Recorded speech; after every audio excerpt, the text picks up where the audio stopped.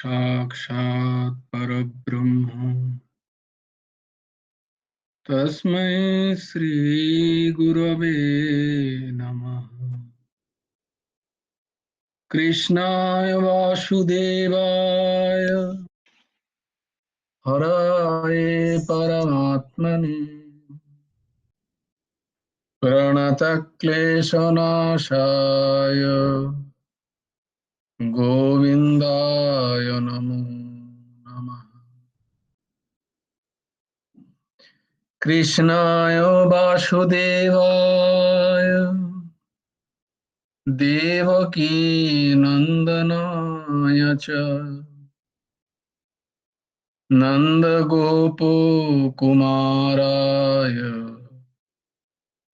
गोविन्दाय नमो नमः। वसुदेवं सुतं देवं कंसचाणूरमर्दनं देवकी परमानन्दं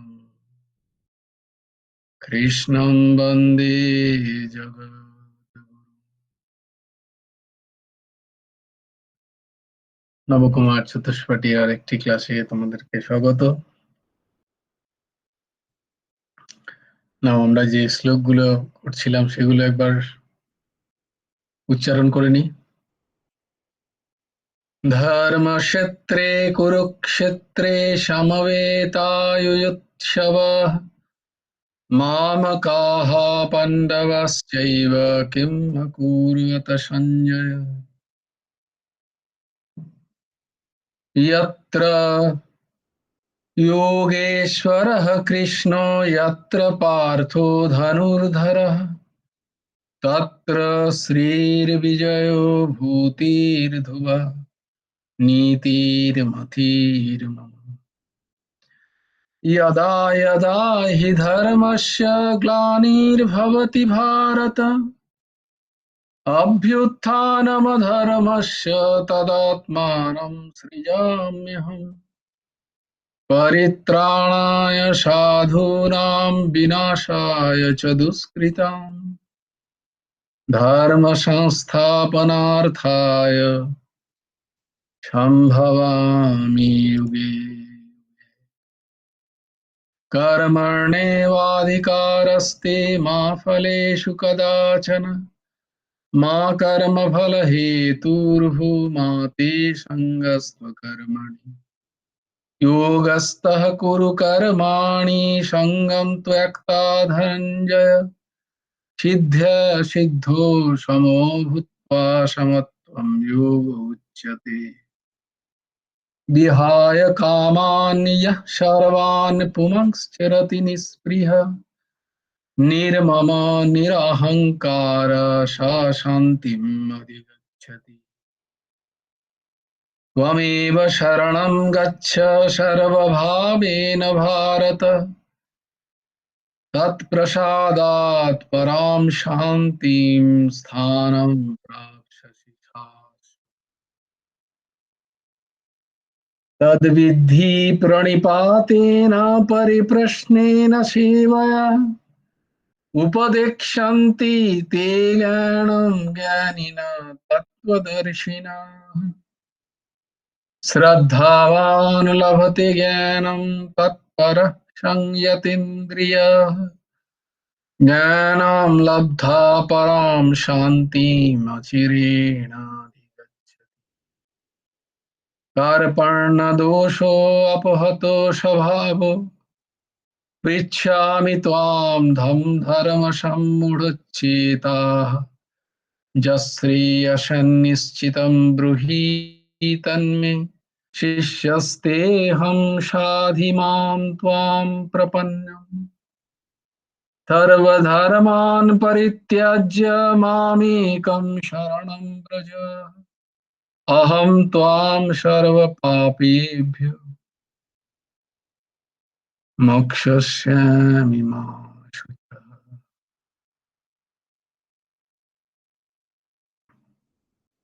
আমরা ছিলাম শ্রীমদ্ ভগবদ গীতার ৭ম অধ্যায়ের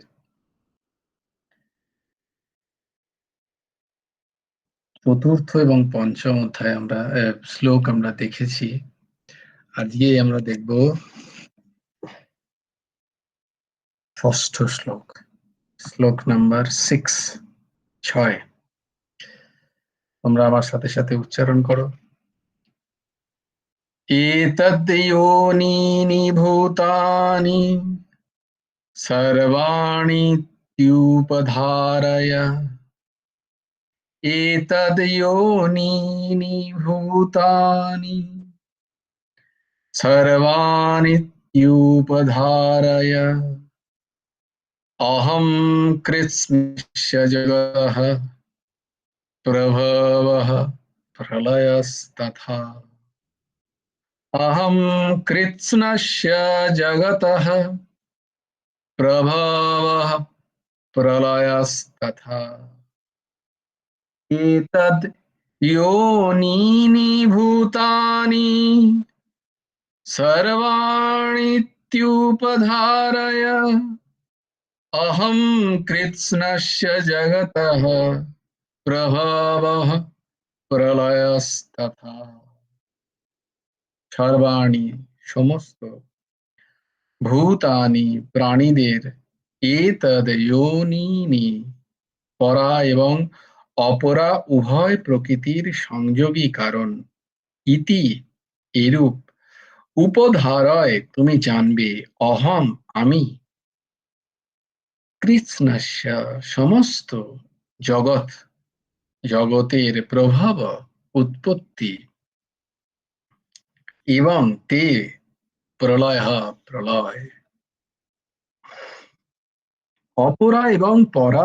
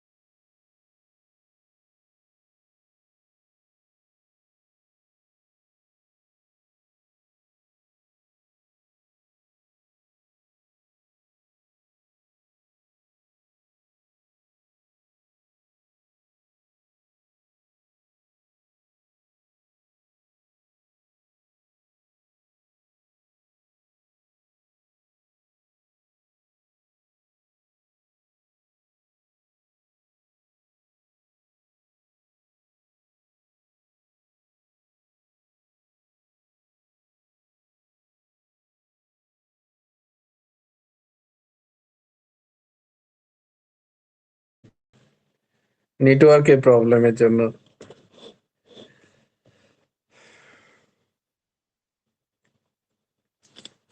লেট। তাহলে আমরা কি দেখছিলাম? হ্যাঁ, যে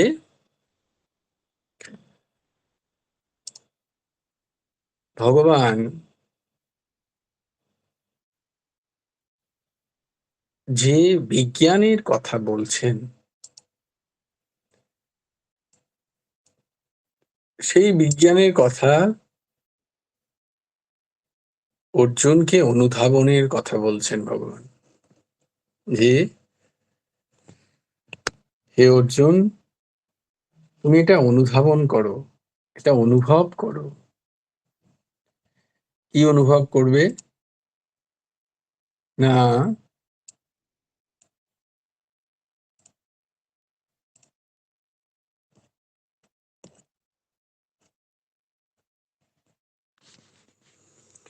এই জগতের এই যে সৃষ্টি তুমি দেখছো, এই সৃষ্টির কারণ কি? এই সৃষ্টির কারণ যদি তুমি জানতে চাও, তাহলে আগে এই সিদ্ধান্তে উপনীত হও, এই সৃষ্টির কারণ একমাত্র আমি। আমি এই সৃষ্টির কারণ। এই সৃষ্টিতে যত যাবতীয় যা দেখতে পাচ্ছ, তার কারণ হচ্ছে এই যে দু প্রকৃতির কথা আমি বলেছি, সেই দুই প্রকৃতি, পরা এবং অপরা প্রকৃতির সংযোগেই এই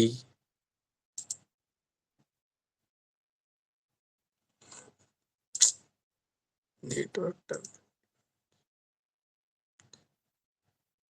তো পরা ও অপ্রকৃতি, অপরা এবং অপরা প্রকৃতির সংযোগেই এই যাবতীয় সৃষ্টি, যত সৃষ্টি দেখতে পাচ্ছ, আমা ব্যতীত যত এই সৃষ্টি, ব্রহ্মাদি থেকে শুরু করে স্বর্গাদি পর্যন্ত, মর্তাদি পর্যন্ত যত লোকের সৃষ্টি এবং সেই লোকে যত কিছু সৃষ্টি দেখতে পাচ্ছ, তার মূল কারণ হচ্ছে পরা এবং অপরা প্রকৃতির সংযোগ। অপরা প্রকৃতিকে তো আমরা দেখলামই, সেটা জড় স্বরূপ, কিন্তু জড় স্বরূপের অস্তিত্বকে যে প্রকাশ করছে সেই যে জীব, সেই জীব কি করছে না, সে কিন্তু ভগবানেরই অংশ। সেটাই আমরা গতকাল আমরা এতবার দেখলাম, প্রকৃতি প্রকৃতি করতে গিয়ে সেটা অনেকবার বোঝার চেষ্টা করলাম, যে এখান থেকে এইটুকু এখন আমাদের নির্যাস হোক যে আমরা যা শব্দ রূপ রস গন্ধ স্পর্শ দ্বারা যা অনুভব করছি, এটা হচ্ছে অপরা প্রকৃতি, আর যে এটা অনুভব করছে সে হচ্ছে পরা প্রকৃতি, সে হচ্ছে জীব।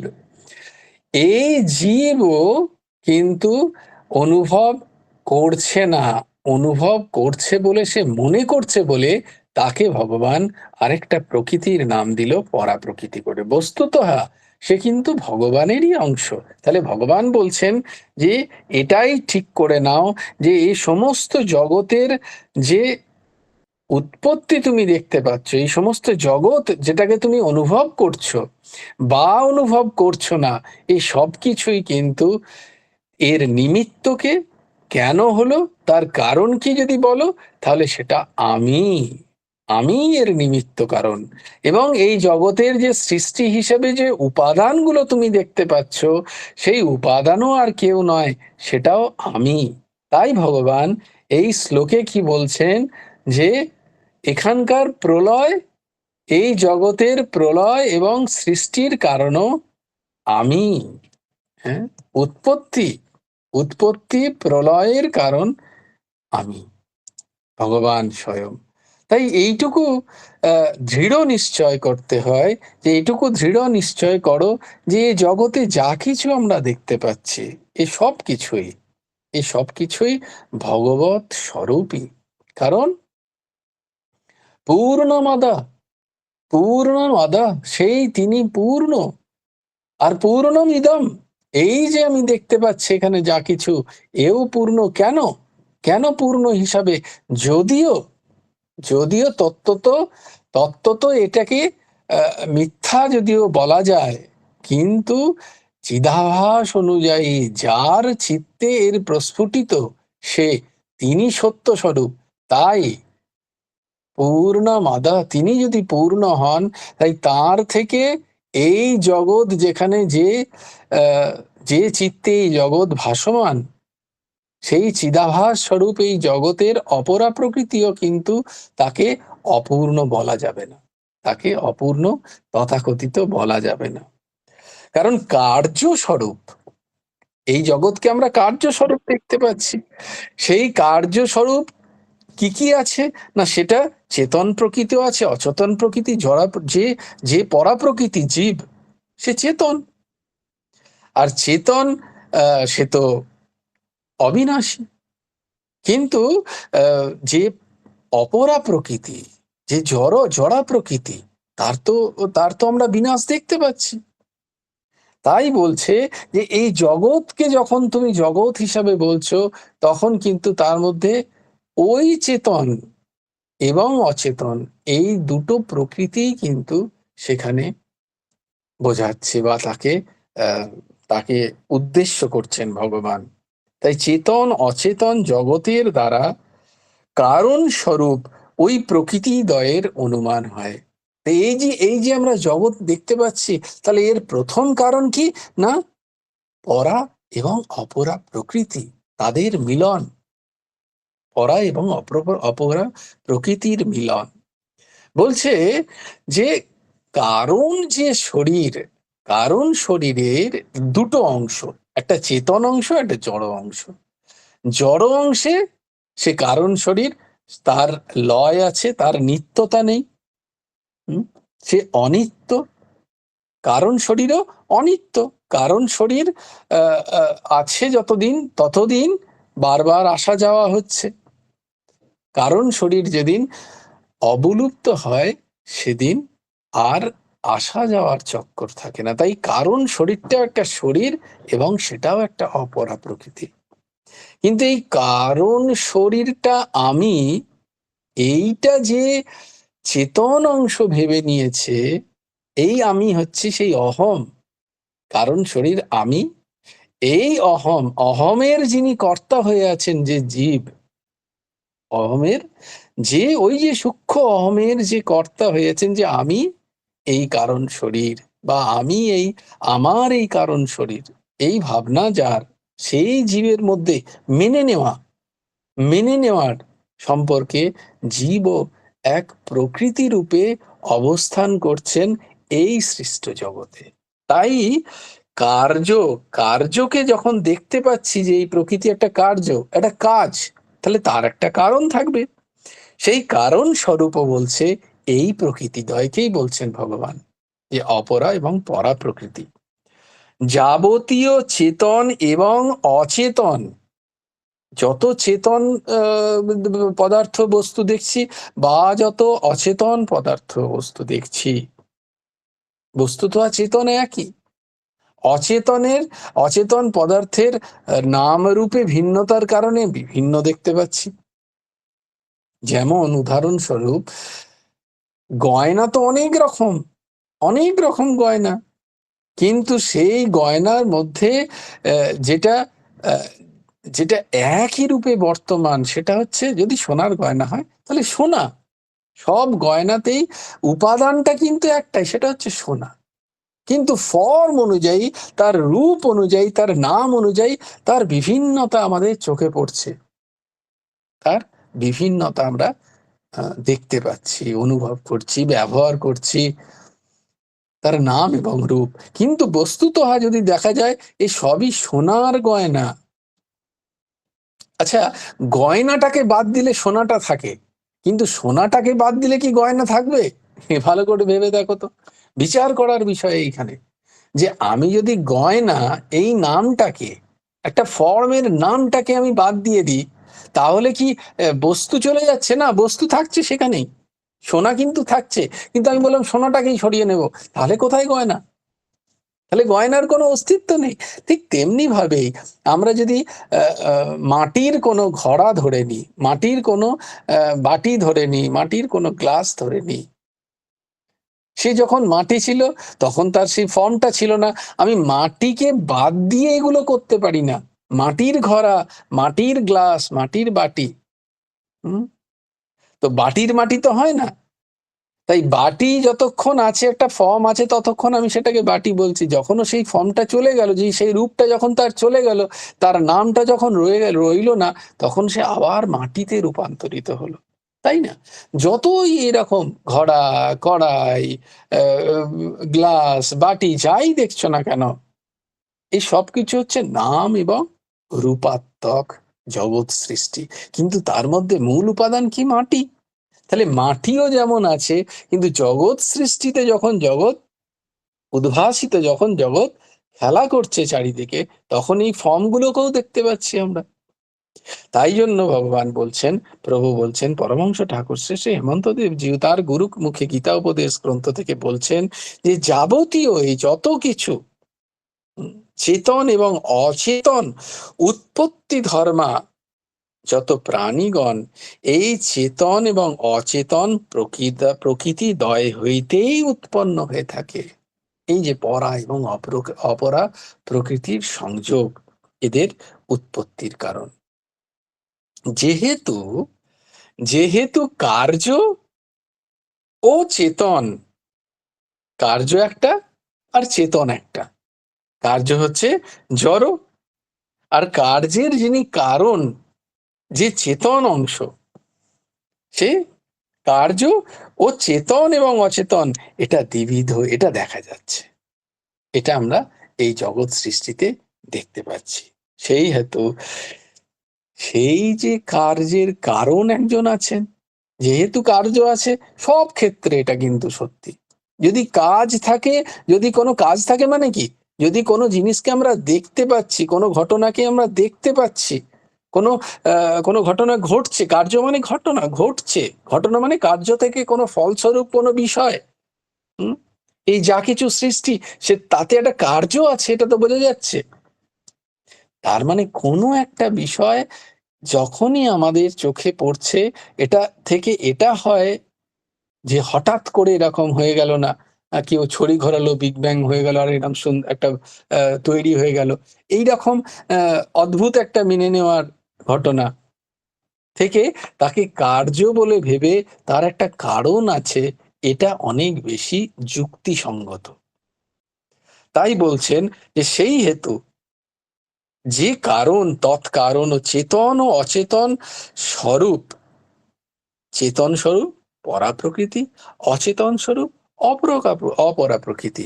তাই এরাই হচ্ছে এই জগতের কারণ স্বরূপ, কিন্তু নিয়ন্তা ভগবান। নিয়ন্তা ভগবান এবং ভগবানই যে মূল উৎস, ভগবানই মূল উৎস। তাই বারবার যেটা বলা হয় যে ভগবান সৃষ্টি করছেনও আবার হচ্ছেনও। তিনি সৃষ্টিকে রক্ষা করছেন, আবার রক্ষা কাকে করছেন? তাকেই। যিনি রক্ষাকর্তা এবং যিনি রক্ষিত হচ্ছেন, এই দুজনের মধ্যে কোনো পার্থক্য নেই। যিনি রক্ষা করছেন আর যিনি রক্ষিত হচ্ছেন, এই দুই সমান, এমনটা ভগবান বলছেন। কারণ তাই জন্যই তিনি উদ্ঘোষণা করছেন যে এই জগতের প্রভাব মানে উৎপত্তি এবং প্রলয়, এইটা আমি, আমি তার কারণ। শ্রী ভগবানই এই প্রকৃতি সমেত সমুদয় জগতের পরম কারণ স্বরূপ। ভগবানই কারণ স্বরূপ এবং তিনিই সংহারকর্তা। সৃষ্টি, স্থিতি এবং প্রলয় এ সবই কারণ হিসাবে। সৃষ্টির একটা কারণ, স্থিতি যখন হচ্ছে তখন ফট করে কারণের খোঁজ করি না, কারণ স্থিতি একটা একটা স্থির গতিতে থাকে। কোন একটা ঘটনা যখন সৃষ্টি হয়, কোন একটা প্রলয় বা কোনো নষ্ট হয়, যেহেতু তার একটা তার একটা রূপের পরিবর্তন হয়, স্থানের পরিবর্তন হয়, সময়ের সময়কে সেখানে মাপা যায় বলে আমরা শুধু ওই দিকটাই দেখি, সৃষ্টি এবং প্রলয়। কিন্তু স্থিতির সময় আমাদের দেখি না বলে, তাই জন্য এখানে যেন স্থিতিটাকে তিনি উল্লেখ না করে, কারণ সেটা বোঝা আরো শক্ত, কারণ স্থিতি এক সমান হয়ে রয়ে আছে। কিন্তু স্থিতি যখন আছে, কোনো একটা বিষয় দেখলেই আমাদের মনে হয় যে এটা কোথাও না কোথাও তো তৈরি হয়েছে, এর তো কোথাও না কোথাও তৈরির কেউ না কেউ তো কারণ হয়েছে, কোনো যন্ত্র, কোনো পাতি, কোনো মানুষ, কোনো ব্যক্তি, হ্যাঁ? কোনো কোনো প্রাকৃতিক অবস্থা, যেটাই হোক না কেন, এই যে যেটা দেখতে পাচ্ছি তারও একটা কোথাও না কোথাও সেটা কার্যস্বরূপ এবং তার একটা কারণ আছে। কিন্তু যখনই আমরা এইটার মধ্যে একটা চেঞ্জেস দেখতে পাই, এটার মধ্যে একটা পরিবর্তন দেখতে পাই, পরিবর্তন কখন? ওই যে সৃষ্টি যেটা ছিল না, সেটা যেটা আমাদের গোচর ছিল না, হঠাৎ করে গোচর হলো, মানে আমাদের দেখতে পেলাম, আমরা আমরা বললাম এটা সৃষ্টি। যেটা আছে আজকে আমাদের চোখের সামনে আছে, কালকে হঠাৎ করে নেই, আমরা বললাম প্রলয়, সেটা নষ্ট হয়ে গেছে। তাহলে এই যে পরিবর্তনটা যখন আমরা দেখতে পাচ্ছি, তখন আমরা মনে করছি যে একটা কার্য হয়েছে, একটা কাজ হয়েছে। তাই জন্য এখানে ভগবান এই দুটো পরিবর্তন সাপেক্ষে, দ্বান্দ্বিক সাপেক্ষে, তাই জন্য তিনি এই কথাটার উল্লেখ করছেন। কার্য, কার্য দেখা যাচ্ছে, তাই জন্য। শুধু তাহলে কার্যটা এমনিতে এমনি এমনি হলো না, অটোমোডে তো হয় না। অটোমোড হওয়ার জন্য একটা অটো মানে অটোমেটিক হওয়ার জন্য একটা একটা কারণ থাকতে হবে, কোন একটা কারণ থাকতে হবে তার। তাই জন্য সেই কারণ স্বরূপ হচ্ছেন ভগবান স্বয়ং, কারণ হচ্ছেন শ্রী ভগবান। এই যে দ্বিবিধ, এই যে দুই প্রকারের পরা এবং অপরা প্রকৃতির কথা ভগবান বলছেন, এইটা বলছেন অর্জুনকে, তুমি আগে এইটাকে ভালো করে জানো, এসব কিছু আমি, শ্রী ভগবান বলছেন। এই দ্বিবিধ প্রকৃতি দ্বারাই শ্রী ভগবান সমস্ত জগতের সৃষ্টির এবং বিনাশের কারণ হয়ে থাকেন। তিনি মূল হয়ে এই এই যে পরা এবং অপরা প্রকৃতিকে নিয়ে সামনে নিয়ে তিনি যেন এই জগৎ সংসার কখনো গড়ছেন, কখনো ভাঙছেন। জয় জয় শ্রী রাধে, জয় জয় শ্রী রাধে, জয় জয় শ্রী রাধে। হরি বল, হরি বল, হরি হরি বল। জয় গুরুদেব, জয় গুরুদেব, জয় গুরুদেব। জয় জয় পরমহংস ঠাকুর শ্রী শ্রী হেমন্ত দেব জিউর জয়। ভজ গুরু হেমন্ত দেব রাধে শ্যাম, জপ হরে কৃষ্ণ হরে রাম, শ্রী গুরার্পণমস্তু, শ্রী হেমন্ত দেবার্পণমস্তু। জয় গুরু রাধে শ্যাম। সবাই ভালো থেকো, সুন্দর থেকো, সুস্থ থেকো। আজকে নেটের গন্ডগোলের জন্য একটু অসুবিধা হলো। সবাই ভালো থেকো। জয় গুরু রাধে শ্যাম। রাধে শ্যাম। জয় গুরু রাধে শ্যাম।